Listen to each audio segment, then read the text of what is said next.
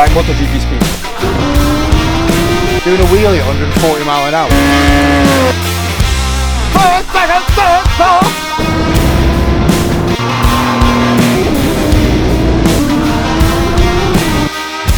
That is so fast, isn't it? Okay, and we're on. So there are some projects that you wish you hadn't taken on. Other projects you're so pleased that you did take them on and got a great result. Harley Davidsons are a pain in the bum. Their engines vibrate and can destroy anything. Anything that you want to put on a Harley Davidson, think twice as strong as what your original thought is, because they vibrate the hell out of everything. So 5 years ago we started doing Harley Davidson superchargers, and Billy's was one of the first, and he wanted big power, so we put cams in it, big throttle body, and running pretty reasonable boost, and we had 220 horsepower, 200 foot-pound of torque, and he was over the moon with it. He used it for the whole of a summer, and then he heard that some guy in Australia had got my kit, but had got 300 horsepower. So Billy says, hey, I want 300 horsepower. I said, do you know what that's going to take? 300 horsepower? Anyway, he was insistent that we could do it. I thought we could do it, but you know, you bite the bullet, you don't know where it's going to lead. I told him that we was going to have to change everything about the bike. So we set to, and we've got our own 90mm throttle body. We've got a Rotrex C3094 supercharger pushing 20 pound of boost. We've got a pretty good cam in there, and we was running 117 cubic inch, and we made 286 horsepower running 20% methanol, 20% E85 with pump gas, and it ran pretty well. So I gave Billy it back. I said, I get a feeling that the transmission isn't going to last too long. It lasted 60 miles. It started jumping out of third gear, and it generally was starting to make a mess of the gearbox. So he gave it me back, and he says, while you've got it, can you see if you can make that 300? So we put a Baker grudge box in it. We've revised the clutch. We've gone 128 cubic inch instead of 117. And we were on our way to setting it up really well, and it was going really strong. Ran out of fuel. Fuel pump wasn't man enough, so we've changed the fuel pump. Our inlet manifold runs 4 injectors. We're running the stock ECU on 2 injectors, and then we're running a injector driver running the other 2 injectors. And that gave us a load of grief because it was giving us wrong signals, and the amount of fuel the injectors were giving us was just going crazy. So we get a half decent run, then a bad run, then a good run, and it was just all over the place. We had to figure out what was going on with that, so we sorted that out. And then we was getting up to like 250, back up to 250 horsepower, and there's still something screwing us about. And we had to take the bike off the dyno because I'm doing a lot of this work with Billy for nothing, just for my own benefit of understanding the motors, and because I'm stupid.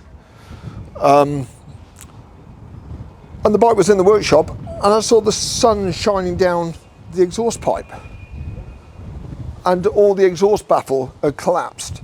Everything inside the exhaust was all collapsed, and obviously it was causing mayhem with the restriction of exhaust gases, and I think that's where my horsepower had gone. So we pulled it down, and as you'll see from the pictures, we've totally remade an exhaust system in stainless steel with a bigger bore, better baffling in stronger material, and then had it Cerakoted black, so it's the same as Billy had originally, and he wouldn't know that that was a new exhaust.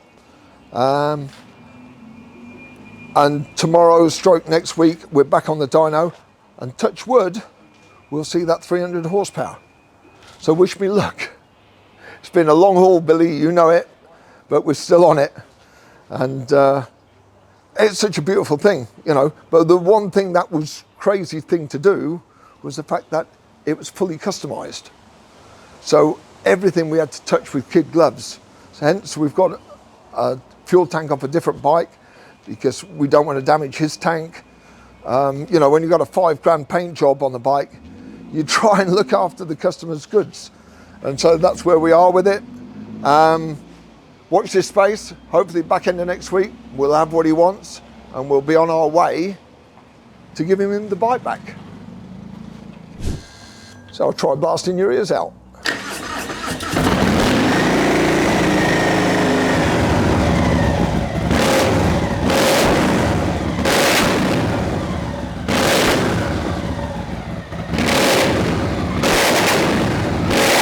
So we're 90% there with Dean's bike. We've got the supercharger on. Everything's running. Engine's been out, back together with lower compression, stronger head studs, etc., etc. Just waiting for the carbon air vents to come back from being lacquered, and then we're going to cut the vent into there. Put the bodywork on. He wants the winglets, so we're having the winglets on, and we're having the carbon guard round here. For a 25th anniversary edition, it's going to look something special. He's gone for a Brock exhaust. As we know, they're not the strongest exhaust, but they make really good power. And I think for the street, he's going to have good durability out the exhaust, because he's not going to be doing like I was with my Brock exhaust, where we were nailing it, top speed runs, quarter miles, hitting the rev limiter and giving it a lot of abuse. I'm sure this is going to be looked after a lot better.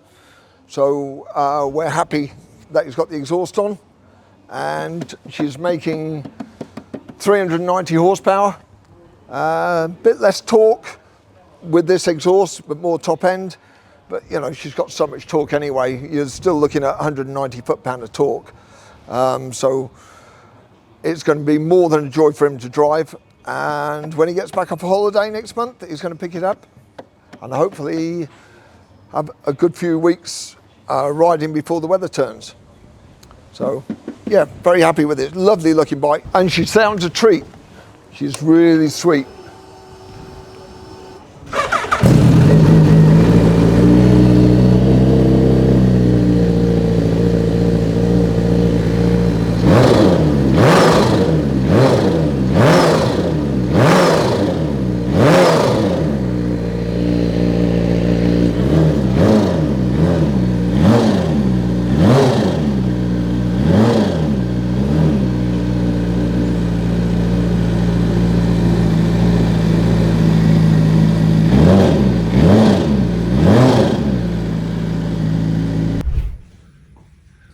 Alrighty then, so what we have here is a Honda 250, what will be a land speed record streamliner.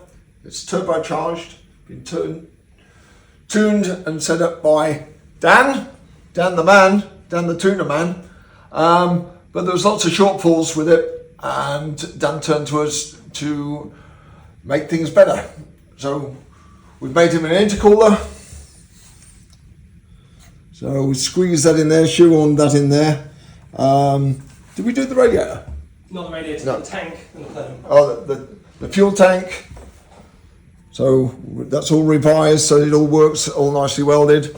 The plenum chamber was not in a good way. The fuel injectors were in the wrong place. The air coming from the turbo was coming in and blowing the fuel from the injectors all over the place, so he was getting a mismatch of fuel mixture strength in each cylinder. So we repositioned all the injectors, put some nice tubes in there, put it really close to the throat of the cylinder head on the inlet port.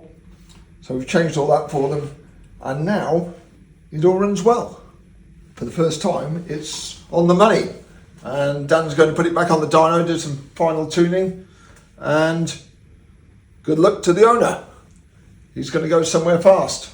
For such a little motor, it's quite a tool, isn't it? The workmanship that's gone into this is really awesome. Weight really isn't an issue on land speed, so it's all about aerodynamics. So this will be pretty aerodynamic. Wait until you see the finished article.